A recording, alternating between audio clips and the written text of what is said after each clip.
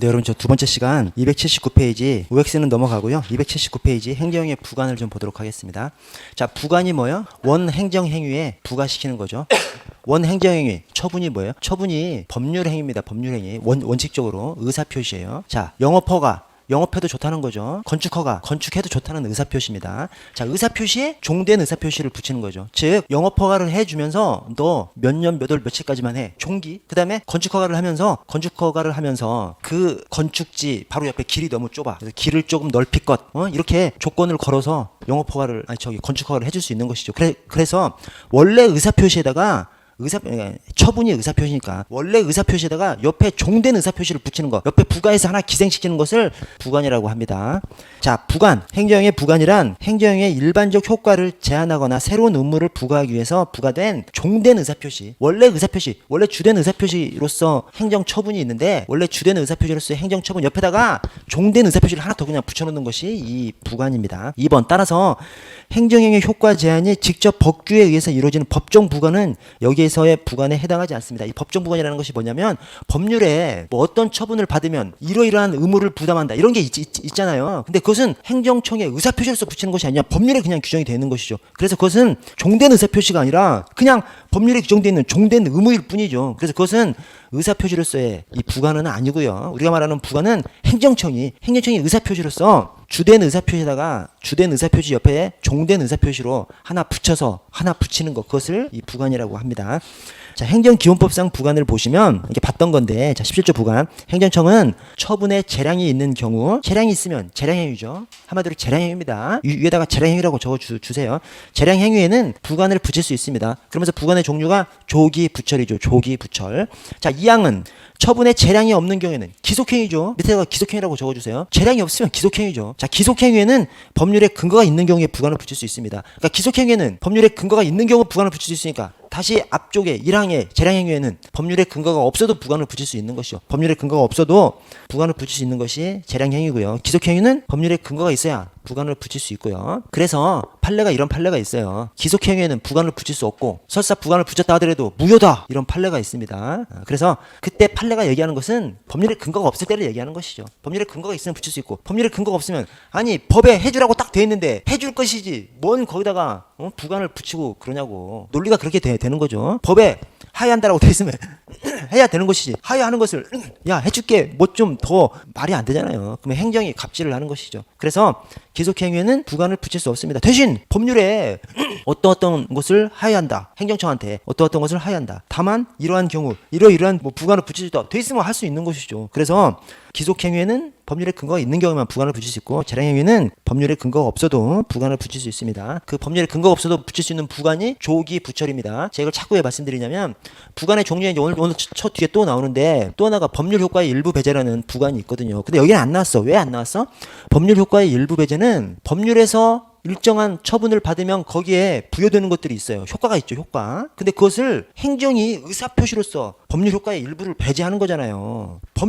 국회의원들이 정한 그 법률에 어떤 처분에 이러이러한 효과가 있는데 그것을 행정이 배제하려면 추가적인 법적 근거가 있어야 되는 것이죠. 그래서 어떤 처분을 받으면 이러이러한 효과를 보는데 다만 행정청은 이러이러한 경우 판단해서 저 효과 중에서 뭐 일부를 배제할 수 있다. 이런 규정이 있어야 법률효과 일부 배제를 할 수 있지 않습니까? 그래서 여기 1항에 재량이 있는 경우 부관을 붙일 수 있다라고 해놓고 거기다가 법률효과 일부 배제를 안 넣어놓은 것은 1항은 지금 법률에 근거가 없어도 붙일 수 있는 부관을 적시해 놓은 거기 때문에 거기다가 법률효과 일부 배제를 넣어놓으면 안 되죠. 왜냐 법률효과 일부 배제는 반드시 그 법적 근거가 있어야 되거든요. 왜? 법률효과 일부 배제가 법적 근거 없이 할 수 있다면 입법부 위에 행정부가 있는 것이죠. 입법부가 법으로 정해놨는데 행정 마음대로 그냥 그 일부 효과를 배제해버려.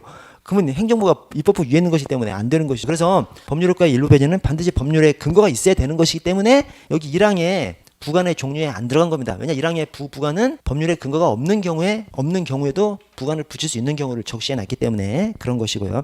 자, 3항하고 4항이 사후 부관의 요건이고요. 4항이 그냥 부관의 요건입니다. 그러니까 사실은 4항이 먼저 나오고 3항이 나중에 나와야 되는데 어쨌든 간에 자 3항 다음 각 호의 어느 하나에 해당하는 경우에는 처분을 한 후에도 부관을 새로 붙이거나 종전의 부관을 변경할 수 있습니다. 사후 부관이죠. 사후 부관. 사후 부관의 요건이 근동사죠. 그래서 사후 근동사, 사후 근동사. 그래서 법률에 근거가 있는 경우, 당사자 동의가 있는 경우, 사정이 변경돼서 부관을 부관을 새로 붙이거나 부관을 변경하지 않으면 행정목적 달성할 수 없다고 인정되는 경우. 그래서 근동사, 법률의 근거, 상대방의 동의, 사정 변경. 이 중에 하나만 있어도 사후 부관 붙일 수 있는 것이죠. 이 중에 하나만 있어도 사후 부관 붙일 수 있는 겁니다. 자, 4번의 부관의 요건은 전부 다 갖춰야 되는 것이죠. 어느 하나가 아니라 전부 다 충족시켜야 됩니다. 그래서 부관은 목관필, 목적에 위배되지 않아야 되고, 그다음에 실질적인 관련이 있어야 되고, 또 목적 달성을 위해서 필요한 최소한의 범위여야 됩니다. 그래서 목관필, 부관의 요건은 다 갖춰야 되고요. 전부를 갖춰야 돼요. 다음 페이지 보시면, 자, 구체적으로 이제 부관을 보도록 하겠습니다. 부관의 종류가 뭐예요? 조기부철, 법률효과의 일부 배제예요. 왜냐면 저 6번에 오른쪽 6번의 수정부담이 뭐예요? 20층 건축허가를 신청했는데 15층 건축허가를 해주는 거예요. 근데 최종적으로 허가를 해준 15층 건축허가에 뭐가 붙어있는 게 있어요? 붙어있는 의사표시가 없잖아요. 그냥 너 15층 건물 건축해도 좋다라고 한 의사표시만 있지 붙어있는 의사표시가 없지 않습니까? 그래서 이 수정부담은 그냥 수정허가일 뿐 부관은 아니다. 이게 오늘날의 단소리입니다. 옛날에는 이걸 부관으로 봤었어요. 근데 오늘날에는 이걸 부관으로 보지 않기 때문에 그냥 논의만 되는 것이지 부관이 아닙니다. 그러면 부관은 뭐야? 조기 부철 법률 효과의 일부 배제죠. 조기 부철 법률 효과의 일부 배제. 먼저 조건부터 이제 보기 시작하면요. 여러분 조건하고 기한을 구별하셔야 됩니다. 어떻게 구별해? 조건은 장래 도래 불확실한 사실에 의존하는 부관이에요. 그러면 기한은 장래 도래 확실한 사실에 의존시키는 부관이죠. 그래서 이게 헷갈리기 때문에 저는 족불 이렇게 저는 숙지합니다. 왜냐? 여기서 진짜 헷갈리는 것이 딱 제일 헷갈리는 것이 그거밖에 없어요. 장래 도래 확실한 사실에 의존케 하는 것인지, 행정행위의 효력의 발생 또는 소멸을 장래 도래 확실한 사실에 의존시키는지, 장래 도래 불확실한 사실에 의존시키는 것이. 근데 조건이 장래 도래 불확실한 사실에 의존시켜요. 그러니까 족불 이렇게 연결시켜 주시면 되겠습니다. 그래서 조건, 행정행위의 효력 발생이나 소멸을 장래 도래 불확실한 사실에 의존케 하는 의사표시가 이 조건입니다. 이 조건에는 정지 조건과 해제 조건이 있어요. 정지 조건은 효력의 발생을, 해제 조건은 효력의 소멸을 장래 도래 불확실한 사실에 의존시키는 겁니다. 그래서 자, 정지 조건, 행정의 효력 발생을 장래 도래 불확실한 사실에 의존시키는 거예요. 예시를 보시면 주차 시설을 완비할 것을 조건으로 했어. 너 호텔 영업허가를 해주는데 지금 호텔 영업하면 안 되고 주차 시설을 완비해. 이게 조건이야. 주차 시설을 완비하면 호텔 영업을 할 수 있는 것이고, 주차 시설을 완비하지 않으면 호텔 영업 못 하는 것이죠. 근데 주차 시설을 완비할 것인지 안 할 것인지 그게 확실해? 확실하지 않죠. 완비할 수도 있고 이 새끼가 완비할 수도 있고 완비 안 할 수도 있죠. 그래서 이걸 갖다가 표현하기를 장래 도래 불확실한 사실이라고 하는 겁니다. 그래서 이것은 너 지금 호텔 영업허가 해달라고? 호텔 영업허가 해주긴 해주는데 조건이 있어. 주차 시설을 완비해. 또 완비하지 않으면 못해 이거죠. 그러니까 주차 시설을 완비해야 호텔 영업허가가 발효가 되는 것이죠. 그래서 행정행위의 효력 발생을 장래 도래 불확실한 사실에 의존시키는 것이고요. 오케이? 자, 해제 조건. 이제 효력 소멸을, 행정행위의 효력 소멸을 장래 도래 불확실한 사실에 의존시키는 것이 해제 조건입니다. 조건은 장래 도래 불확실한 족불. 자, 2개월 이내 공사 착수할 것을 조건으로 한 공유 수면 매립 면허. 이 말이 2개월 후까지 그러니까 2개월 내 공사 착수해야 공유 수면 매립 면허가 시작한다는 말이 아니에요. 공유 수면 매립 면허는 그냥 시작하는 거야. 왜냐면 지금 공사하고 공유 수면 매립하고는 별개인 것이죠. 뭐냐면 물에서 공사를 하려면 먼저 물부터 메꾸고 난 다음에 공사를 할 수가 있잖아요. 그러니까 이렇게 물이 하천이 있어. 여기다가 예를 들어서 다리를 지어. 그럼 다리 공법에 따라서 다리 지으려고 하면 이 물을, 그러니까 다리를 여기다 짓는다고 하면 물을 이렇게 막아버린다니까. 여기다가 육지를 이렇게 만들어버린다니까요. 전체를 막으면 물이 안 들어가니까 안 되고 여기도 조금 이렇게 만들고 공법에 따라서 이렇게 만든 다음에 다리다 지은 다음에 이것은 이제 허물어버리죠. 물 위에서 다리도 그렇고 건축물도 그렇고 물 위에다가 뭘 지으려고 하면 일단 거기를 메꾼 다음에 공사를 해야 되는 것이죠. 오케이? 그러니까 공사 측면에서 보면 그 전체가 다 공사지만 법적으로 보면 그냥 거기다가 맘대로 공사하는 것이 아니라 먼저 공유 수면, 이 수면을 메꿀 수 있는 권한을 받아서 공유 수면을 메꾼 다음에 공사를 해야 되는 거예요. 그래서 자, 공유 수면 매립 면허를 해주는 거예요. 그러니까 지금부터 공유 수면 매립할 수 있는 거예요. 대신 2개월 내 공사를 착수해야 돼요. 2개월 내 본 공사를 착수하지 않으면 공유 수면 매립 면허가 없어져 버리는 겁니다. 왜 그래? 물에다가 뭘 이렇게 막는 것, 물에다가 흙을 이렇게 채우는 것은 이 물의 생태계에 엄청난 영향을 미치죠. 그렇죠? 또 이것이 막 쓸려가면 그 쓸려간 것이 어디에 쌓여가지고 바닥을 또 나중에 또 준설을 해야 되는 것이고 그런 엄청난 영향을 미치는 겁니다. 그래서 이렇게 공유수면 매립면허, 공유수면을 메꿀 수 있는 이런 것들은 어떤 공사라든가 여러 가지 목적 때문에 공유수면을 메꾸는 거죠. 근데 이런 것들은 빠른 시일 내에 빨리빨리 해야 되는 거예요. 시간을 끌어 그러면 생태계에 엄청 큰 영향을 미치기 때문에 그래서 어떤 공사 때문에 공유수면 매립면허를 주는데 공유수면 매립면허를 지금 줘. 지금부터 공유수면 메꿀 수 있어요. 그 대신 본 공사는 2달 이내 착수해서 빨리빨리 공사를 해야 돼. 너 2달 내 착수 안 하면 공유수면 매립면허 없어져 버리는 거예요. 그때부터 이제 더 이상 매립할 수 없는 것이죠. 오케이? 그러니까 2달 내 본 공사를 시작하지 않아.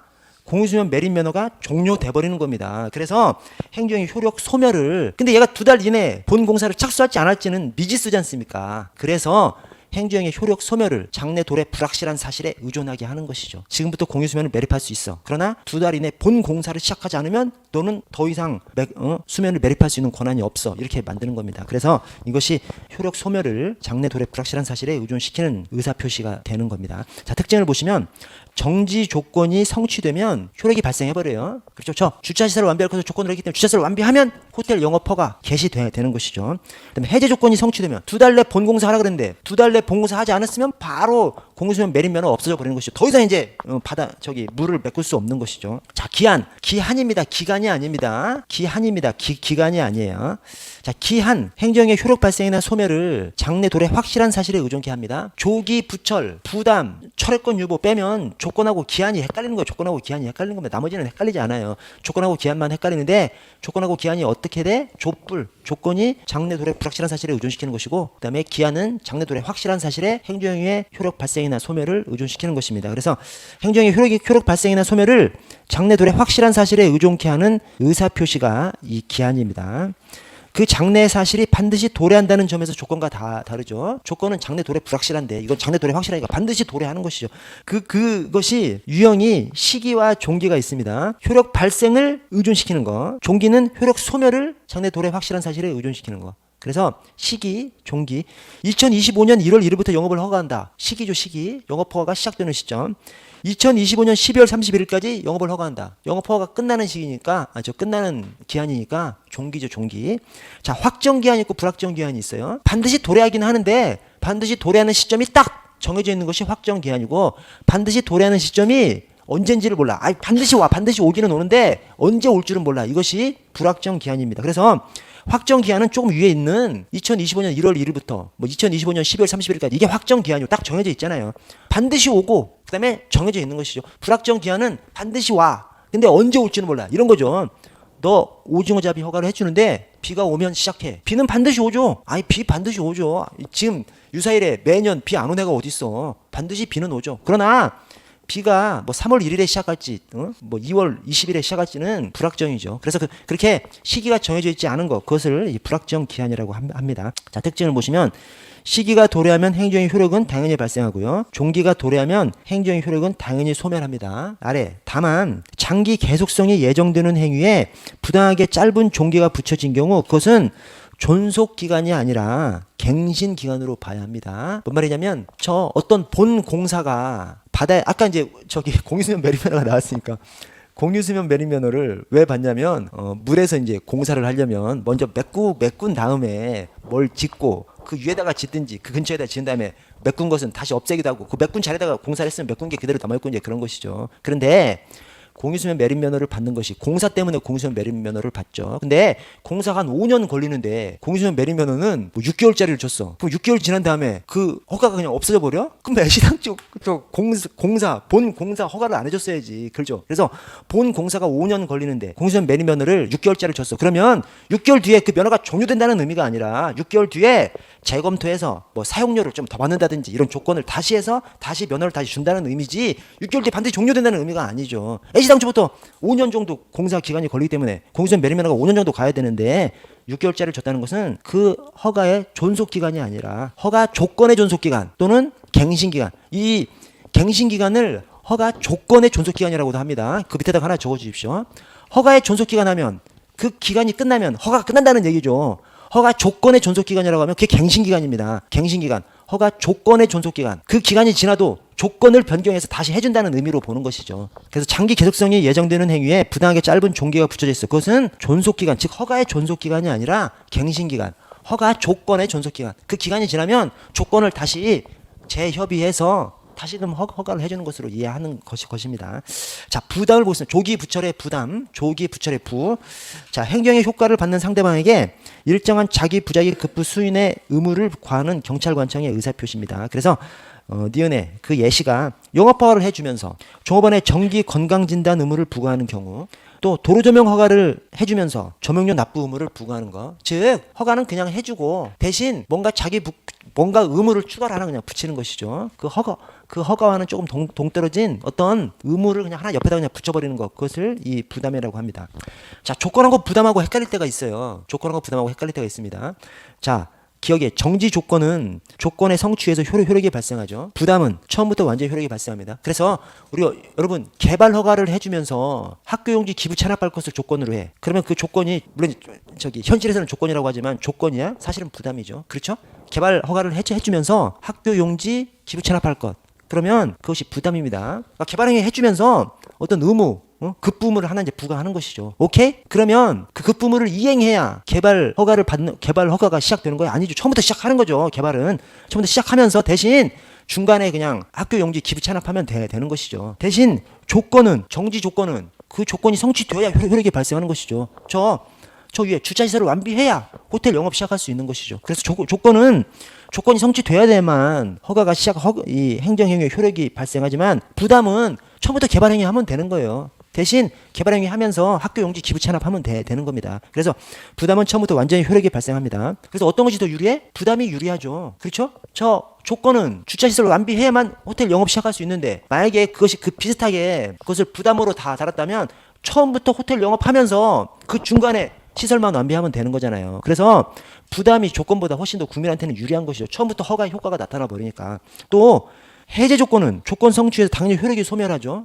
근데 부담 불이행이 있다고 해서 당연히 효력이 소멸되는 것이 아니라 부담을 불이행하면 의무를 위반한 것이기 때문에 철회를 할 수 있을 뿐이에요. 그러니까 부담 불이행에 따라서 바로 행정의 효력이 소멸되는 것이 아니라 별도로 행정청의 철회 의사표시가 있어야만 효력이 소멸하는 것이죠. 오케이? 그래서 아까 저 위에 하여튼 그렇습니다. 그래서 디귿에 불분명한 경우 조건인지 부담인지 불분명하면 뭘로 이해해야 돼? 국민한테 유리한 부담으로 이해됩니다. 그래서 아까 정지 조건이냐 해제 조건이냐. 정지 조건은 처음부터 효력이 발생하지 않아요. 조건을 달성해야만 효력이 발생. 근데 부담으로 보면 처음부터 허가 받은 것이 되는 거예요. 또 해제 조건이 달성되면 행정의 효력을 잃어버립니다. 근데 그것을 부담으로 이해하면 행정에는 계속 효력이 있어. 나는 계속 허가 받은 거야. 대신 내가 의무를 이행하지 않았기 때문에 행정청이 내 허가를 그러니까 철회시킬 수 있을 뿐이에요. 그러니까 국민한테 더 유리한 것이죠. 그런 측면에서 봐도 유리하고, 또 부담으로 보면 부담은 독립된 행정위로서의 성격을 가지고 있다고 봅니다. 오케이? 부담으로 보면 국민으로서는 부담만 따로 행정소송 제기할 수 있거든요. 근데 저 조건으로 보면 조건만 따로 행정소송 제기할 수 없거든요. 그러니까 국민한테 훨씬 더 불리하죠. 그래서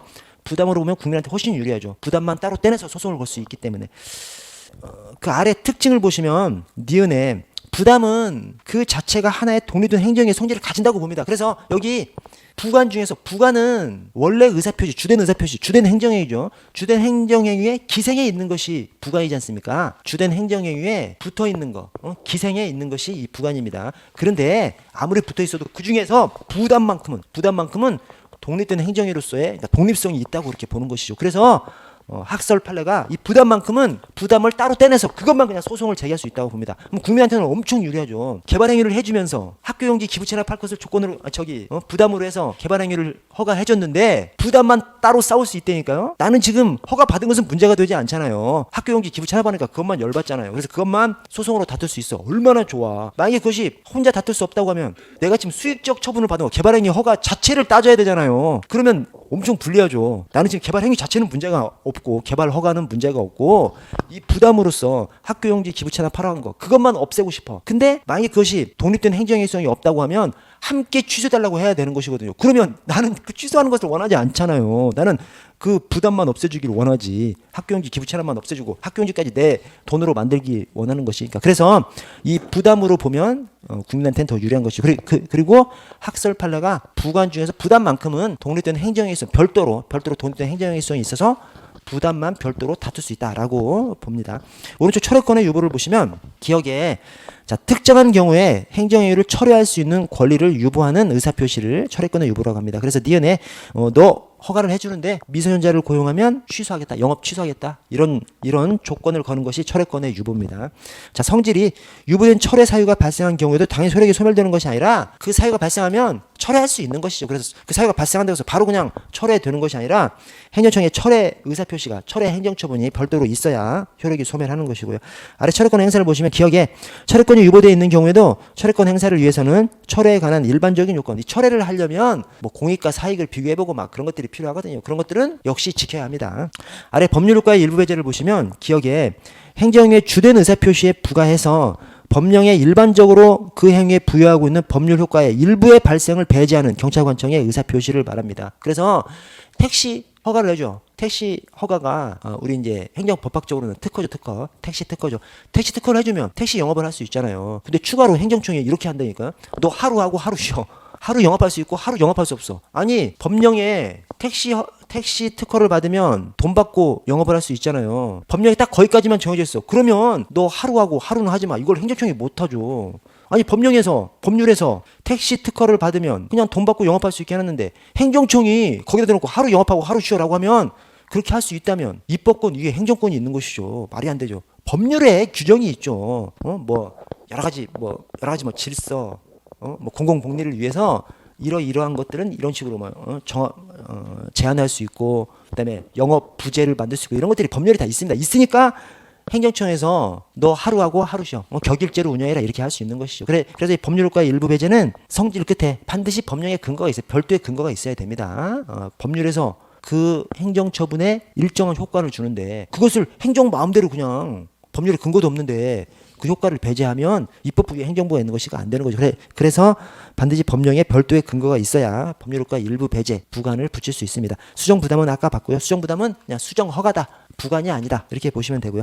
자, 부관의 가능성을 보시면 먼저 법률행위적 행정에는 부관을 붙일 수 있고요. 준법률행위적 행정에는 부관을 붙일 수 없는 것이 원칙이죠. 왜 그래? 이 부관이라는 것이 주된 의사표시에 붙이는 종된 의사표시죠. 근데 법률행위적 행정에는 의사표시를 요소로 하지만 준법률행위적 행정에는 의사표시를 요소로 하지 않잖아요. 의사표시를 요소로 하지 않기 때문에 의사표시를 붙이는 부관하고는 안 맞는 거죠. 오케이? 그래서 준법률행위적 행정에는 부관을 붙일 수 없는 것이 원칙입니다. 대신 실제로 준법률행위적 행정행위에 부관이 붙어 있어. 그래서 그것이 뭐냐면 하나 적어주십시오, 여러분. 여권에 붙은 유효기간, 이게 종기거든. 여권이 뭐야? 여권의 발급 공증이거든요. 여권 가로 열고 공증이라고 적으십시오. 여권 가로 열고 공증. 여권에 붙인 유효기간, 이 유효기간이 종기거든요. 시기 종기할 때 그 여권이 딱 그때까지만 효력이 있는 것이죠. 그래서 이 확인이나 공증에 실제로 부관이 붙어 있어. 그래서 이 준법률행위적 행정이 부관을 붙일 수 없는 것이 원칙인데 붙어 있는 경우도 있다. 여기까지 좀 생각을 좀 해 주십시오. 저 여권의 발급이 공증인데 여권 공증에 붙인 유효기간이 종기죠. 종기. 시기 종기. 그래서 거기까지 좀 생각해 주시고요. 아래 재량행위가 있고 기속행위가 있습니다. 이것은 아까 행정기본법 보면서 봤죠. 그래서 재량행위 부관을 붙일 수 있죠. 근거가 없어도. 자, 기속행위 붙일 수 없는 거예요. 그래서 판례가 여기 이게 판례입니다. 판례. 기속행위는 부관을 붙일 수 없고 기속행위에 부관을 붙였으면 무효다. 이게 판례입니다. 그러나 다만 기속행위도 일정한 부관, 요건 충족적 부관은 허용된다는 견해가 있고요. 원래 부관하면 효과 제한적 부관이 부관이죠. 그런데 부관의 개념을 넓혀서 요건 충족적 부관까지 넣어버리면 뭐냐면 여러분 요건 충족이라는 것이 이겁니다. 행정처분을 하야한다라고 돼 있어요. 기속행위죠. 일흥. 그래서 뭐 다른 특별한 요건이 없으면 이제 기속행위가 되는 거죠. 이러한 처분을 하야한다. 근데 그런 처분을 하는 것이 10가지 요건이 필요해. 오케이? 10가지 요건을 다 갖췄으면 그 처분을 해줘야죠. 근데 9가지 요건만 갖추고 있어. 그때 행정청이 처분을 해주면서 그 하나 남은 요건 있지 않습니까? 그 요건을 갖출 것. 이렇게 할 수 있어 없어? 할 수 있잖아요. 그걸 갖다 요건 충족적 부관이라고 합니다. 그러니까 기속행위라고 하더라도 10가지 요건이 갖춰 있을 때 행정처분을 하야한다 라고 돼 있는데 9가지밖에 갖추지 못하고 처분을 신청해. 그러면 나머지 하나 처분을 해주면서 나머지 하나를 갖출 것이라고 행정처분을 할 수 있죠. 그걸 갖다가 요건 충족적 부관이라고 합니다. 원래 부관이라고 하면 효과 제한적 부관이 부관이지. 그러나 요건 충족적 부관까지 그냥 부관이라고 얘기하면서 이 기속행위에도 요건 충족적 부관을 할 수 있다. 이렇게 얘기하는 분도 있습니다. 그래서 그것이 다만 이하부터 이제 그거고요. 대신 그 아래 행정기본법에서는 처분에 재량이 없는 경우, 즉 기속행위에는 법률에 근거가 있는 경우에 부관을 붙일 수 있죠. 그래서 재량행위에는 법률에 근거가 없더라도 부관을 붙일 수가 있고, 눈 떠! 눈 뜨시고. 아, 저 죄송합니다. 아, 너무 막 예, 화이팅. 자, 기속행위, 재량행위에는 법률에 근거가 없어도 부관을 붙일 수 있고요. 기속행위에는 법률에 근거가 있는 경우에만 부관을 붙일 수 있습니다. 자, 다음 페이지 넘어가시면 282페이지. 하자 있는 부관에 대한 쟁송. 부관에 하자가 있어. 그러면 우리는 부관만 떼내고 싶겠죠, 국민은. 그러나 이 행정행위가 가능하려면 대상적격, 처분성이 있어야 되잖아요. 그래서 부관은 기생에 있기 때문에 그 자체로 처분성이 없어요, 원래. 그러니까 부관만 따로 떼내서 소송을 걸 수가 없는 거죠. 대신 부담만큼은 그거 자체로 독립적으로 처분성이 인정돼서 부담만큼은 독립적으로 행정소송을 제기할 수 있는 것이죠. 그래서 자, 원칙적으로 부관 자체만을 따로 떼어내서 행정소송의 대상으로 할 수 없습니다. 왜? 대상적격, 처분성이 없기 때문에. 그냥 종속해서 붙어있는 것이기 때문에 처분성이 없는 것이죠. 자, 따라서 하자 있는 부관에 불복하는 자는 그 처분 전체를, 원처분 전체를 대상으로 해서 소송을 제기해야 됩니다. 자, 이번에 다만 그 부관이 부담인 경우에는 부담 자체로 처분성을 가지고 있다고 봐버립니다. 그래서 부담인 경우는 부담만의 독립 쟁송이 가능합니다. 자, 오른쪽 행정행위의 효력을 볼게요. 행정행위의 효력. 자, 먼저 내용적 구속력. 자, 구속력이란 행정행위가 그 내용에 따라서 상대방과 이해관계인 관계 행정처에 대해서 구속력을 발생시키는 힘을 말합니다. 그래서 이번에 건물 철거 명령의 경우에는 철거해야 돼. 구속하는 거죠. 철거해야 돼. 건물 철거 명령을 내리면 상대방한테 철거 의무를 발생시키죠. 광업 허가를 받으면 상대방한테 석탄을 캘 수 있는 권리가 생겨버리죠. 운전면허 정지 처분을 하면 운전을 못해. 그런 효과가 생기는 거. 그 처분에 따라서 일정한 구속이 생기는 것, 그것이 이 구속력이고요. 자, 공정력은 아까 봤죠? 공정력. 행정행위에 위법이 있다 하더라도 무효가 아닌 한 권한 있는 기관이 취소하기 전까지는 유효한 것으로 통용되는 힘. 그래서 적법한 것으로 통용되는 것이 아니라 유효한 것으로 통용됩니다. 그래서 행정행위는 하자가 있다 하더라도 무효의 하자가 아니면 유효한 것이죠. 유효하니까 그 유효성, 내가 어떤 행정행위로 인해서 피해를 받고 있으면 그 유효성을 깨뜨려야 되는 거죠. 어떻게? 제소기간 내에 소송을 제기해서 깨뜨려야 되는 것이죠. 이번에 권한 있는 기관이 취소하기 전까지는 이제 유효하지 않습니까? 권한 있는 기관이 어디요? 권한 있는 기관이 처분청이나 감독청, 직권 취소를 하든지, 그 다음에 쟁송을 통해서 행정심판위원회나 법원에서 쟁송 취소를 하든지, 그렇게 하기 전까지는 유효한 것이죠. 아래 근거를 보시면 실정법상 근거가 이제 행정기본법에 딱 그냥 여기 15조에 딱 들어와 버렸죠. 그래서 지금은 이제 이 공정력의 근거하면 행정기본법 15조 이렇게 이제 얘기를 합니다. 근데 이제 그 아래 종래에는 직권 취소, 쟁송 취소 규정을 간접적인 근거 규정으로 이해했습니다. 왜? 직권 취소되거나 쟁송 취소되기 전까지는 유효하니까. 그러니까 직권 취소 규정, 쟁송 취소 규정이 이 공정력의 근거 규정으로 그렇게 얘기가 됐었습니다. 근데 그 밑에 행정기본법 15조에서 딱 그냥 규정이 됐고요. 자, 이항의 이론상 근거는 다른 것들이 많이 막 들어집니다. 근데 법적 안정성설입니다. 이 법적 안정성설이 뭐예요? 아니, 국가가 행정청을 통해서 행정처분을 했는데 그 행정처분이 막 위법성을 의심만 받으면 바로 그냥 효과가 없어. 그러면 우리 법 생활이 완전 어그러지겠죠. 그래서 우리 법적 생활의 안정을 위해서 국가가 한 행위가 위법성이 있다 하더라도 권한 있는 기관이 취소하기 전까지는 유효하게 만들어 놔버린 거예요. 효력이 있는 것으로 세상에서. 그래서 이 세상의 법적 생활이 안정화되는 것이죠. 그래서 그걸 갖다 이제 법적 안정성설이라고 합니다. 국가가 행정처분을 했는데 위법에 의심만 받아도 그냥 효력이 없어. 그러면 뭐 이 생활하기 엄청 헷갈리겠죠. 그래서 권한 있는 기관이 취소하기 전까지는 유효한 것으로, 효력이 있는 것으로 그렇게 보는 겁니다. 그래서 이론상 근거가 법적 안정성설입니다. 자, 공정력과 구속요건적 효력을 구분하는 견해가 있습니다. 이 공정력이 누구든 효력을 부인할 수 없는 힘입니다. 권한 있는 기관이 취소하기 전까지는 유효한 것으로 통용되잖아요. 그래서 누구든지 권한 있는 기관이 취소하기 전까지는 효력을 부인할 수 없는 힘이 공정력이에요. 여기 누구든지가 다 들어가는 겁니다. 여기 상대방 국민, 또 뭐 이해관계인, 타 국가기관 다 들어가는 거예요. 대신 그러니까 여기 공정력, 구속요건적 효력 그게 구분을 하지 않습니까? 이게 왼쪽은 공정력이고 오른쪽은 구속요건적 효력이고 이 말이 아닙니다. 뭔 말이냐면 공정력에서는, 그러니까 기존의 그냥 견해, 공정력설에서는 상대방 이해관계인 국가기관에 대한 힘이 전부 다 공정력이라고 봐요. 오케이? 근데 구속요건적 효력설에서는 공정력은 상대방과 이해관계에 대한 힘으로 줄여버리고 다른 국가기관에 대한 힘은 구속요건적 효력으로 봅니다. 그러니까 행정처분이 위법하더라도 무효의 위법이 아닌 한 권한 있는 기관이 취소하기 전까지는 유효한 것으로 통용되지 않습니까? 그래서 그 유효한 거, 그 효력을 누구도 부인할 수 없는 거예요. 근데 공정력설에서는 누구든 상대방이나 이해관계자 타 국가기관도 효력을 부인할 수 없죠. 그게 공정력입니다. 근데 구속요건적 효력설에서는 타 국가기관이 타 국가기관의 행정처분에 대해서 효력을 부인할 수 없는 거. 이것은 구속요건적 효력이라는 거예요. 그러니까 구속요건적 효력설에서는 공정력은 줄여드는 것이죠. 타 국가기관이 부인할 수 없는 힘은 구속요건적 효력으로 빠져버리고 나머지만 공정력으로 보는 것이죠. 그래서 이렇게 구분하는 것은 구속요건적 효력설에서만 이렇게 구분하는 겁니다. 기존의 공정력에서는 그 다 합한 것이 공정력이라고 보고 구성요건적 효력설에서는 타 국가기관이 부인할 수 없는 것은 구성요건적 효력으로 가고 그 나머지만 공정력이다 이렇게 주장하는 것이죠. 구성요건적 효력설에서는. 제가 좀 말을 좀 헷갈리겠나요? 이해하셨죠? 한 번 더 말씀드릴게요. 기존의 이제 공정력에서는 권한 있는 기관이 취소하기 전까지는 행정 처분은 유효해. 즉 누구든 효력을 부인하면 안 돼요. 권한 있는 기관이 취소하기 전까지는. 그 누구든이 누구야? 상대방, 이해관계인 타 국가기관까지. 여기서 타 국가기관은 법원까지 다 들어가는 겁니다. 이것이 공정력입니다. 구성요건적 효력설에서는 이 부인할 수 없는 사람을 상대방과 이해관계인, 그 다음에 타 국가기관 이렇게 분류를 해요. 그래서 타 국가기관이 부인할 수 없는 것은 구성요건적 효력이고 상대방과 이해관계인만 부인할 수 없는 힘은 그것만 그냥 공정력이다. 이렇게 얘기합니다. 구성요건적 효력설에서는.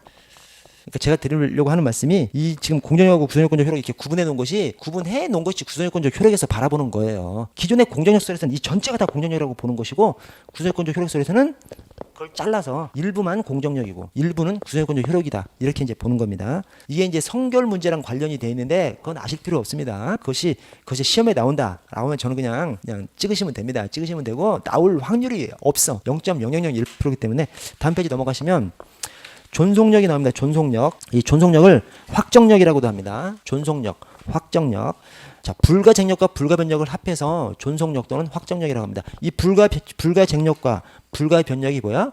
가급적 그 행정처분이 지속되게끔 만드는 효력이거든요, 이게. 그래서 존속력 또는 확정력이라고 합니다. 이 불가쟁력과 불가변력이 가급적 그 행정처분이 계속 효력을 유지하려는 그런 힘이기 때문에 그래서 존속력 또는 확정력이라고 합니다. 자, 불가쟁력은 제소기간이 도가하면 더 이상 다툴 수 없는 거예요. 제소기간이 도가하면 불가쟁, 다툴 수 없는, 할 수 없어, 다툴 수 없어. 당연하지. 제소기간이 도가하면 다툴 수 없는 것이죠. 그래서 행정행위가 쟁송기간이 도구하거나 또는 쟁송수단을 모두 거쳤어. 그러면 상대방 또는 이해관계인이 더 이상 다툴 수 없는 힘입니다. 여기서 상대방 또는 이해관계인이라고 왜 꼭 이렇게 넣어놔? 국민은 더 이상 다툴 수 없죠. 쟁송기간이 도구하면 국민은 더 이상 다툴 수 없죠. 그러나 행정청은 취소할 수 있는 거예요. 직권 취소는 할 수 있는 거예요. 그래서 이 불가쟁력은 내용이 상대방 또는 이해관계인에 대한 효력입니다. 처분 행정청에는 불가쟁력이 적용되지 않아. 쟁송기간 도구됐다 하더라도 행정청이 딱 봐서 문제가 있으면 직권 취소는 할 수 있는 것이죠. 자, 2항에 무효인 행정행위에 대해서는 불가쟁력이 발생하지 않습니다. 무효는 그냥 당연 무효 때문에 언제 어디서든 주장할 수 있는 것이죠. 그래서 무효 등 확인 소송은 제소기간 제한이 걸리지 않습니다.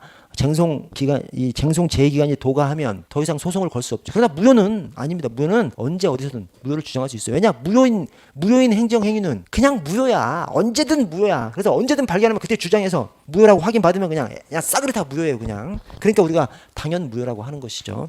자, 불가변력은 그건 행정청에 대한 효력입니다. 아까 불가쟁력이 상대방 국민에 대한 효력이라면 국민은 제소기간 도구하면 소송을 걸 수 없지. 그것이 이제 불가쟁력입니다. 이 불가변력은 행정청에 대한 효력이에요. 이 행정청도 일정한 성질이 있는 행정처분에 대해서는 마음대로 바꾸면 안 되는. 그래서 예컨대 행정심판의 재결, 재판 비스무리하게 해서 행정심판하는 거지 않습니까? 재판까지는 아니지만 재판 비스무리하게 해서 행정심판하는데 행정심판 재결한 다음에 자기가 바꿔버려?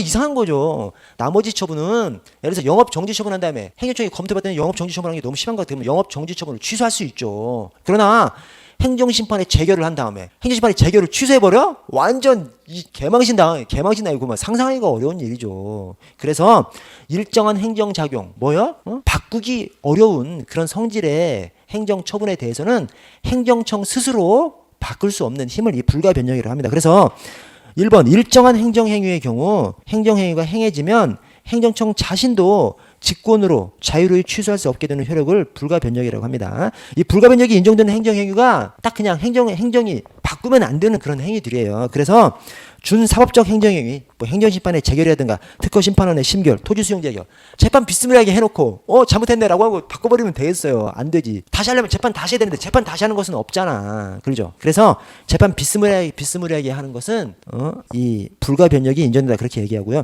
자, 확인행위.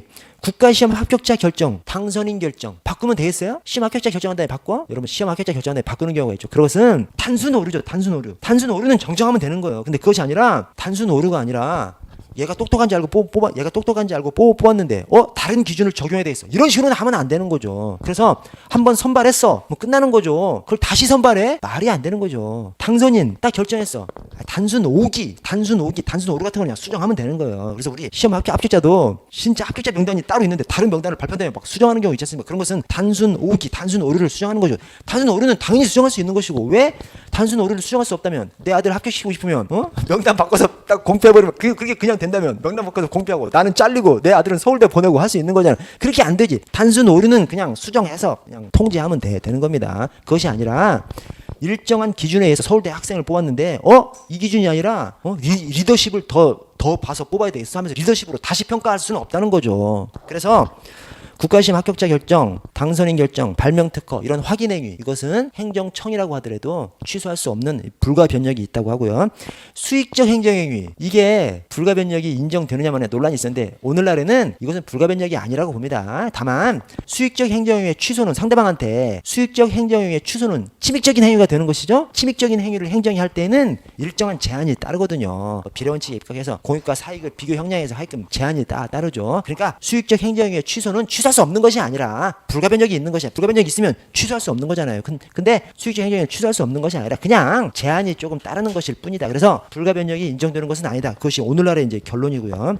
자, 내용을 보시면 행정청에 대한 효력입니다. 그래서 상대방이나 이해관계인은 취소송 제기는 가능해요. 상대방은 소송은 제기 가능하지만 행정청 스스로 취소할 수 없는 것이죠. 그래서 아까 불가쟁력은 국민에 대한 효력이고 불가변력은 행정청에 대한 효력이고요. 무효인 행정에 대해서는 불가변력이 발생하지 않습니다. 역시 무효는 그냥 당연 무효니까 무효는 뭐 언제든 주장할 수 있는 것이고 언제든 없어져야 하는 것이기 때문에 무효인 행정에 대해서는 불가변력 발생하지 않고요. 그래서 불가쟁력과 불가변력을 비교해 보면 둘 다 행정법 관계의 안정성을 도모한다는 취지는 공통입니다. 그래서 이름이 불가쟁력, 불가변력 합해서 존속력 또는 확정력이라고 하는 것이 그냥 행정이 존속하게끔 만드는 그런 성질을 가지고 있기 때문에 존속력 또는 확정력이라고 하고요. 자, 대상이 불가쟁력은 국민을 구속하는 것이고 불가변력은 행정을 구속하는 것이죠. 불가쟁력은 절차법적 효력입니다. 왜? 쟁송기간 도구하면 더 이상 다툴 수 없어. 국민이. 그러니까 쟁송기간 도구하면 다툴 수 없어. 절차법이죠. 절차법. 쟁송기간 도구하면 더 이상 절차를 활용할 수 없어. 절차법적 효력이고요. 불가변력은 실자법적 효력, 즉 성질에 따라서 하는 거예요. 성질에 따라서. 범위가 불가쟁력은 모든 행정이죠. 모든 행정행위는 쟁송기간 도구하면 더 이상 국민은 쟁송을 제기할 수 없죠. 대신 불가변력은 일정한 성질을 가진 행정행위만, 준사법적 행정행위 등 일정한 성질을 가진 행정행위만. 자, 양자의 관계가 불가쟁력 발생하더라도 불가변력 없으면 행정청의 직권 취소는 가능합니다. 왜? 불가쟁력은 국민만 구속하기 때문에 행정청은 상관이 없는 것이죠. 또 불가변력이 있더라도 제소기간 내면 불가쟁력 없으면 즉 제소기간 내면 국민은 제소할 수 있는 것이죠. 왜? 불가변력은 행정청만 구속하는 힘이기 때문에. 자, 오른쪽 강제력을 보시면 강제력. 이 행정 처분에는 자력 집행력이 있습니다. 뭐냐면 행정 처분을 했는데 상대방이 그 의무를 지키지 않아. 그럼 행정이 자력 집행할 수 있습니다. 그래서 1번 끝에 행정청이 스스로 강제력을 동원해서 그 의무를 실행시키는 힘을 자력 집행력이라고 하고요. 2번에 하명 행위에 대해서 인정됩니다. 자기 부자기 급부 수인 하명을 했는데 그 명령을 지키지 않아. 그러면 강제로 이행시켜버릴 수 있는 것이죠. 3번 다만 별도의 법적 근거가 있어야 가능하고요. 자, 그래서 이 행정에는 자력 집행력이라는 특징이 있죠. 행정에는 우리 일반 그냥 민사관계 사법 관계에서는 강제로 집행하려면 법원을 꼭 통해야 되죠. 법원의 집행관을 꼭 통해서 강제 집행해야 되는데 행정은 직접 집행해버리죠. 그래서 자기 부자의 급부수인 하명을 했는데 상대방이 지키지 않아? 강제로 이행시켜 버리는 겁니다. 그것이 바로 즉시강제, 강제 징수, 직접 강제 이런 것들이죠. 그래서 일반 국민들은 어떤 의무를 침해당했을 때 강제로 집행하려면 법원의 집행관을 통해서 간접 강제를 해야 되는데 우리 행정은 직접 그냥 강제해버리는 겁니다. 그것이 우리 행정의 엄청난 특징이죠. 자, 제재력, 의무를 이행하지 않아. 그에 대한 제재로 행정벌을 부과할 수 있죠. 역시 법적 근거가 있어야 되고. 여러분 저 좀 쉬었다가 5분에 시작할게요.